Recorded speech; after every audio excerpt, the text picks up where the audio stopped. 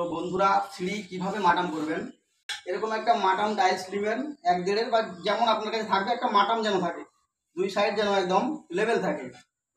তো সেটা নিয়ে কি করবেন, আপনার যে রাইজার আছে রাইজারের ডোগাতে বসাবেন।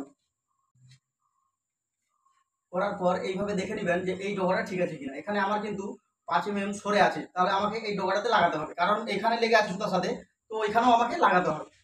তো তার জন্য দেখুন কি করতে হবে, আমাকে এই পাশটা টানতে হবে, যেহেতু আমার এখানে লাগছে না।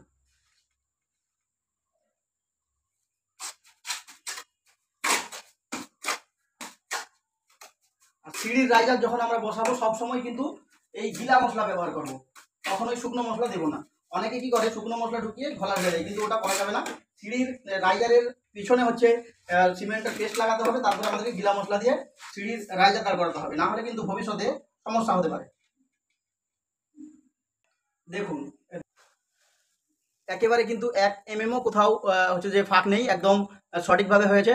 আর সুতাটা যখন বেঁধে নেবেন দেখবেন দুটো সাইড আপনার সিঁড়ি চওড়া সরু হোক না কেন, আপনাকে হচ্ছে যে সুতো যে আপনি যখন বাঁধবেন তখন হচ্ছে ওইখানে যত নেবেন এইখানেও তত নেবেন। যেমন আমার এখানে করা আছে 36.5, ওইখানেও করা আছে 36.5, তাহলে এইভাবে করলে আপনার সিঁড়ি হচ্ছে পারফেক্ট হবে, সিঁড়িতে কোনো সমস্যা দেখা দেবে না। আর রাইজার যখন করবেন রাইজারের মেজারমেন্টের ভিডিও তো আমি আগেই দিয়ে দিয়েছি, আমার ভিডিওতে গিয়ে দেখে নেবেন। বাই।